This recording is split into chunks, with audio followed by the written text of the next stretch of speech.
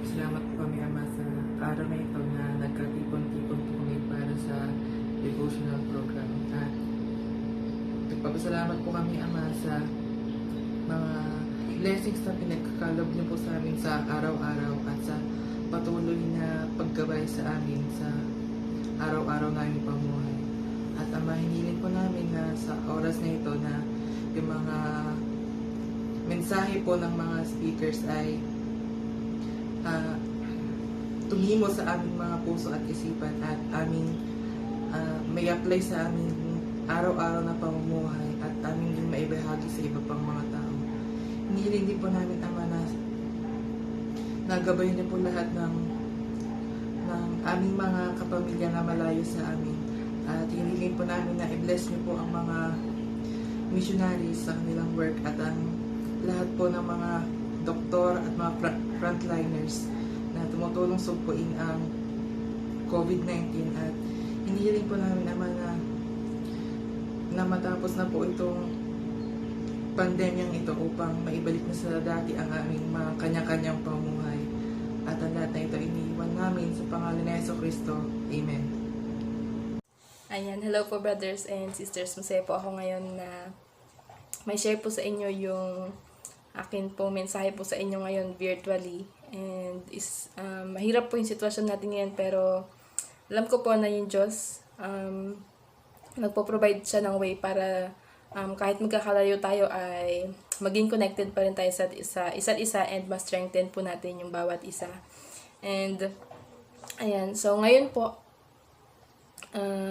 gusto ko po i-share sa inyo yung isang senaryo na pwede makatulong sa atin para maintindihan or ma-evaluate po natin yung mga actions or yung mga reactions natin towards yung sa pandemic. At masabi natin kung okay ba yung mga ginawa natin or kailangan siya ng improvement. So, yung scenario po na ito is galing siya sa buhay ni Sister Janet Lee.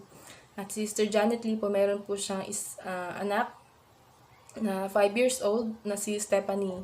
So, si Janet po, gusto niya nang i-enroll si Stephanie sa kindergarten. So, nagpunta sila sa may school. And doon, sinalubong sila ng teacher ng teacher doon sa school and pinapasok sila. Syempre, yung nanay, may iwan doon sa labas lang ng classroom. And yung bata yung papasok sa loob. At ngayon, yung teacher, nagbigay siya ng box of crayons and papel doon kay Stephanie.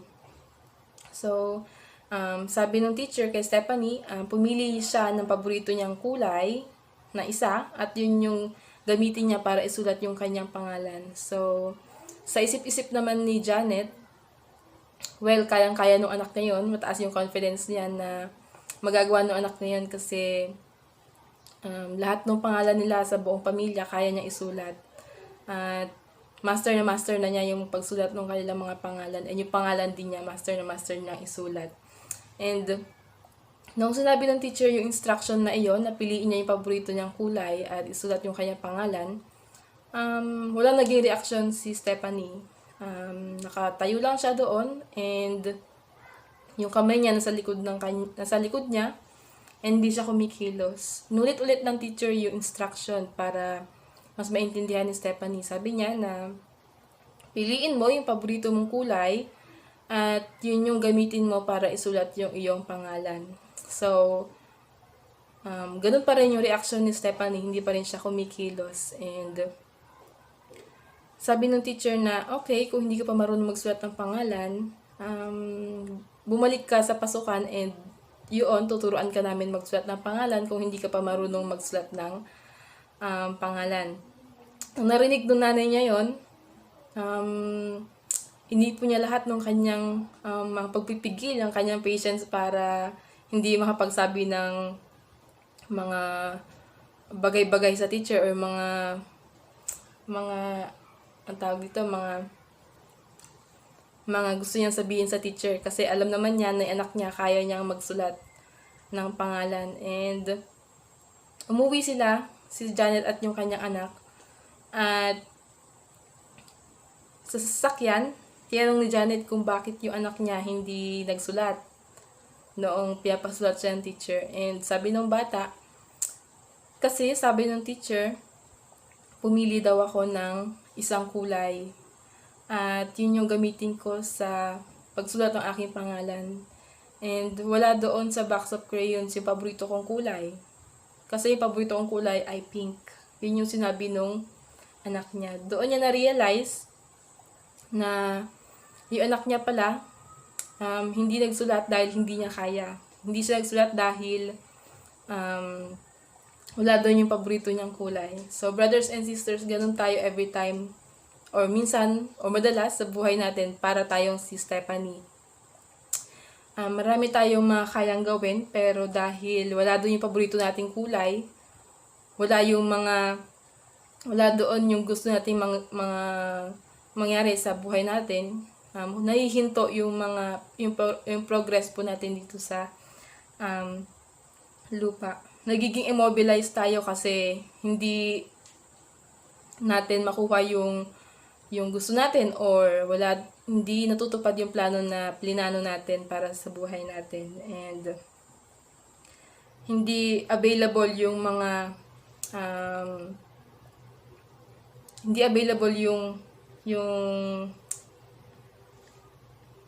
gusto natin sa panahon na kailangan po natin. And in fact, sa buhay natin, marami yung times na ganun. Yung mga pinaplano natin, hindi yun yung nangyayari. And marami mga unexpected na mga nangyayari sa buhay natin tulad po nitong pandemic na natigil lahat ng mga gagawin natin sana dahil sa pandemic. And siguro marami sa atin, most of us, noong magsimula itong pandemic, marami tayong plano para sa ating sarili. Siguro yung iba sa atin, or ako, isa sa mga plano ko is yung makapunta na sa mission and makapag-MTC sa Manila. Or yung iba magbakasyon, mag-swimming sa ibang lugar. Or iba naman maghanap ng trabaho, or iba pumunta ng temple. And lahat ng yon nahinto siya dahil sa pandemic. Marami din yung mga business na nagsara and marami empleyado yung mga nawalan ng trabaho.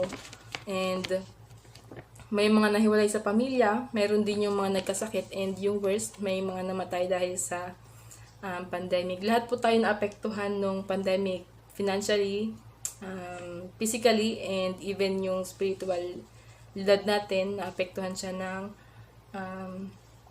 pandemic. Mahirap po, di ba? Pero hard as it is, kailangan natin intindihin kung bakit nangyayari itong mga bagay na ito, yung mga bagay na ito sa atin, kasi ito yung reason kung bakit tayo nandito sa lupa, para matest yung ating mga kakayanan, and essential yung mga pagsubok para sa ating progression. And sabi ni Elder Richard G. Scott, trust the Lord even when in eternal perspective, it temporarily hurts very much. Have patience when you are asked to wait, when you want immediate action.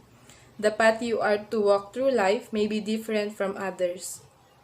You may not always know why He does what He does, but you can know that He is perfectly just and perfectly merciful. So kahit gaano po kahirap yung pinagdadaanan po natin ngayon, kailangan natin is magtiwala sa Diyos, na kung saan siya po yung kayang makatulong sa atin and maka-heal sa atin sa panahon po na ito. And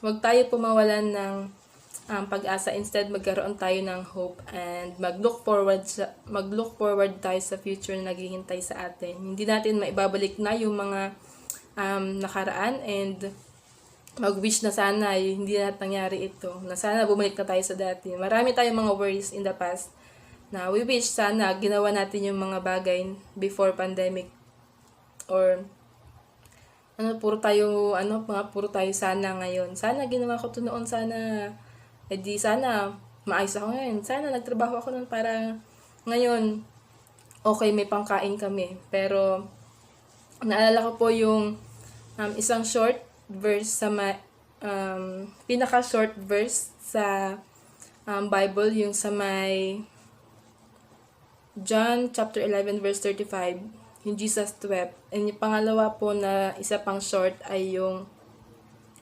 sa Luke chapter 17 verse 32, yung remember Lot's wife. Yun yung pangalawa po na pinakamaikling verse sa may Bible. At yung pangalawa po na yung na verse, yun yung gusto ko po i-share sa inyo, yung remember Lot's wife. Kung maalala po natin yung nangyari sa asawa ni Lot, di ba pinaalis po sila sa Sodom and sinabi sa kanila na wag nang lumingon pabalik. Pero yung asawa ni Lot, lumingon siya pabalik. Kaya ang nangyari po sa kanya ay naging pillar of salt siya, naging asin. Ayun. Alam ko po na mahalaga yung past natin kasi yun yung nag-build kung sino tayo ngayon at kung ano tayo ngayon. Pero yung past din natin, hindi natin kailangan natin matuto doon, pero hindi natin kailangan mamuhay sa past. Kailangan natin mag-move forward. At kung kahit gaano kahirap yung pinagdadaan natin ngayon, kailangan natin mag-move forward and look to the future. Huwag natin isipin yung mga bagay na tapos na kasi hindi natin magbabalik yon. And kasi pag ginawa natin yon, maybe mas masira lalo yung buhay natin now. Yung present natin masira kapag inisip lang natin yung past natin. Magkakaroon tayo lagi ng mga worries. And yun yung magiging hindrance para magkaroon tayo ng progression. And hindi lang tayo may stuck sa bahay. Kapag inisip natin yung mga past natin bago mag-pandemic, yung mga ginawa natin dapat or sana, may stuck din yung progress natin kapag ayaw natin i-let go yung mga bagay na mismo yung Diyos gusto niya ng pakawalan natin. At bago din mag-start yung virtual MTC ko or training ko, marami din akong mga sana nag-apply ako bago pa nag-start. Sana nag-apply ako bago hindi December, sana mga April, ganun sana ako nag-apply, ganun yung mga iniisip ko. Sana okay na lahat ngayon, ganun. And marami din mga worries. Marami akong mga iniisip bago mag-start yung training ko. Paano yung training? Paano yung internet connection? Paano yung kung saan ako magte-training, mga ganyan. Pero natutunan ko po dito sa panahon po na ito, sa pandemic po na ito, na mas na-realize ko and mas nakita ko yung kung paano yung Diyos ay gumagawa sa buhay natin and kung paano niya na-extend yung kanyang kamay sa bawat isa sa atin and sa ating pamilya. At sa ganitong panahon po, mas napatunayan ko na kailangan natin mag-trust sa Diyos. At mag-trust din sa mga bagay na kaya niyang gawin for each of us. And I know na sa panahon din ng pandemic na ito, kayo din maraming mga natutunan na mga bagay na pwede nating baunin for the future and magagamit din natin sa future. And ipagpatuloy natin yung mga bagay na magaganda natin natutunan ngayon. At alam ko po na yung mga naranasan natin ngayon ay para mas mapalakas tayo and yung ating pamilya. Siguro nagkaroon ng pandemic na ito or nasa bahay lang tayo para mas matutunan natin yung mga bagay na hindi natin matutunan dahil sa normal life natin, sa casual life natin. Siguro maganda tong panahon na ito para mas alamin kung ano yung mga bagay na dapat nating matutunan na hindi natin matutunan kung namumuhay lang tayo sa ating normal na buhay or yung mga casual life na gigising, kakain, o matutulog. And Alam ko po na yung time po na ito ay magandang time para evaluate natin yung sarili natin and kung ano ba yung mga ginagawa natin sa panahon po na ito and ano yung kailangan natin baguhin. Yung kumbaga, yung new normal din na buhay natin. Yung mga masamang ginawa natin noon, baguhin natin siya ngayon. And for the closing, tulad po nung box na binigay kay Stephanie, lahat po box of crayons na binigay sa kanya, all of us, meron din tayong box of crayons na binigay sa atin. At sa kanya may isang crayon na nawala, yung pink. And dahil sa nawalang kulay na iyon, nag-stop na yung kanyang progression, hindi na siya nagsulat. And tayo, kung yung box ng crayons natin ay consists of 24 colors, mawala man yung isa, may 23 pa tayo. And yung 23 colors na yun, enough para magpatuloy pa rin tayo sa buhay. And I hope na yung isang crayon na yon na nawala ay hindi mag-cause sa atin na mag-stop tayo. But look forward kung ano pa yung mga bagay or yung mga bagong kulay or bagay na makikreate natin using yung 23 crayons na natira. And instead na isipin na lang natin isipin yung mga nawalang isang kulay o yung mga nawalang bagay, pwede naman natin i-recreate yon using yung 23 colors left. And kung ano yung mga bagay na nawala, huwag natin na isipin yun and instead mag-focus tayo sa future natin and sa ating present na kung ano yung mga bagay na nawala, pwede natin yun i-recreate using yung mga natitirang kulay natin. And huwag tayong mapanghinaan ng loob at these troubling times kasi sa panahon na to, natin mas kailangan na mas maging malakas tayo physically and spiritually. And alam ko for brothers and sisters na lahat tayo ay may mga pagsubok na pigdaraanan po ngayon and tayo din yung makakasagot sa mga or makakasolve ng mga pagsubok po natin na iyon kung hihingi po tayo ng tulong po sa ating Ama sa Langit at kay Jesucristo. At alam ko na yung Diyos, sobra silang merciful and kung ano hilingin natin, yun yung ibibigay niya na sa atin. And kahit magkaroon tayo ng mga bagong plans, mga change of plans ngayon dahil yung mga plinano natin noon ay hindi natupad, alam ko na kung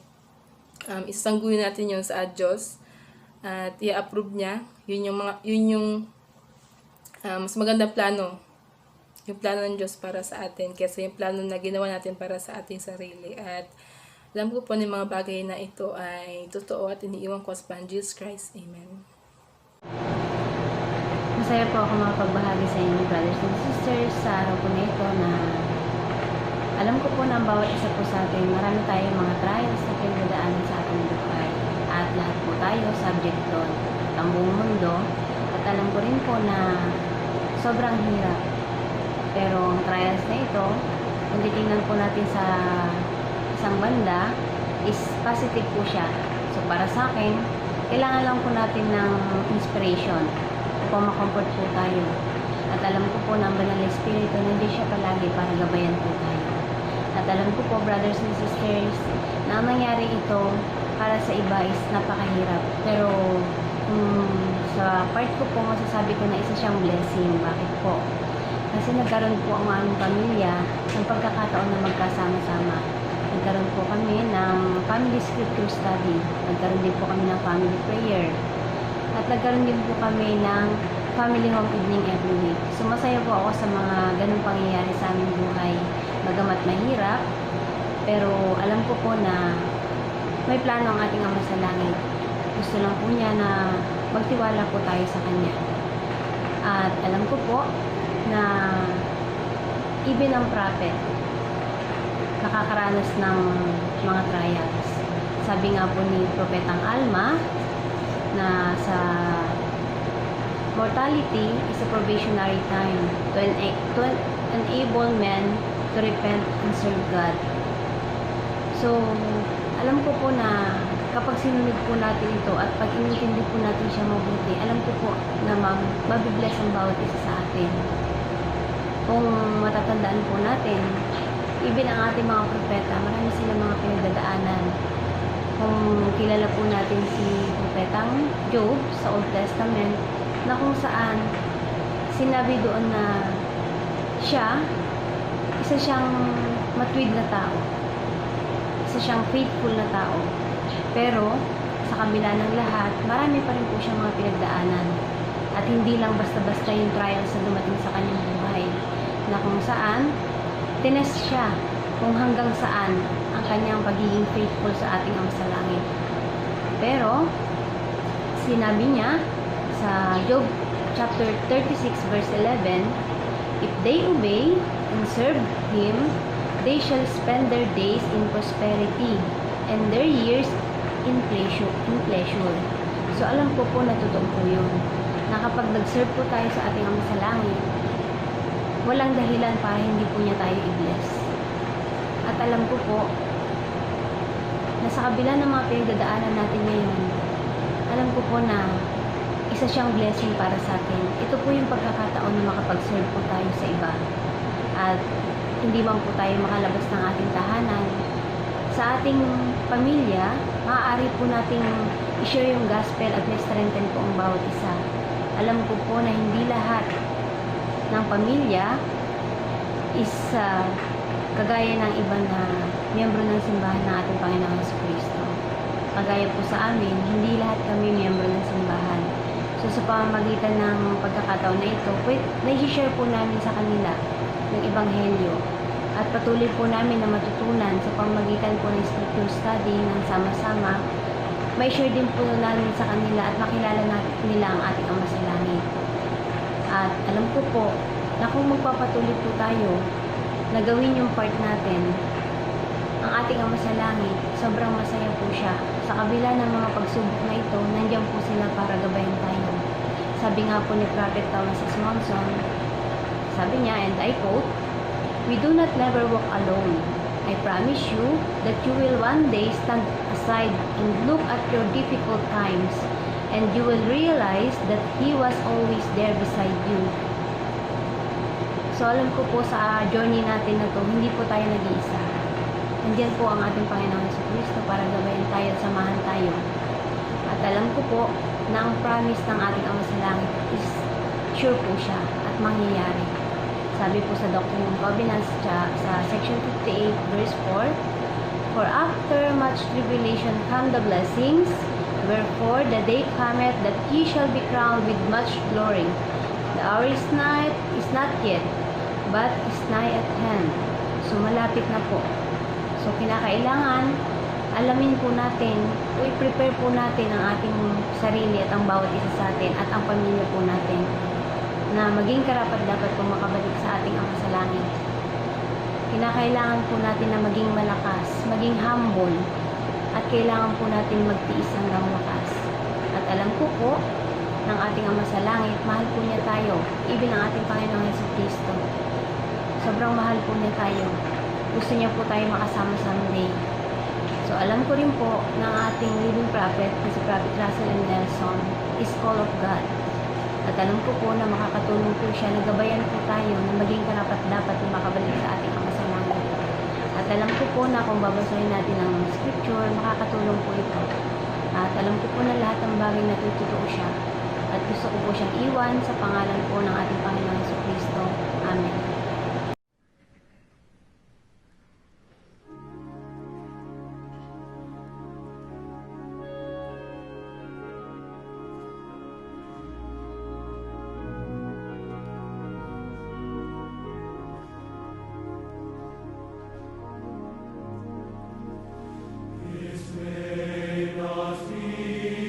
Mountain high, for over the stormy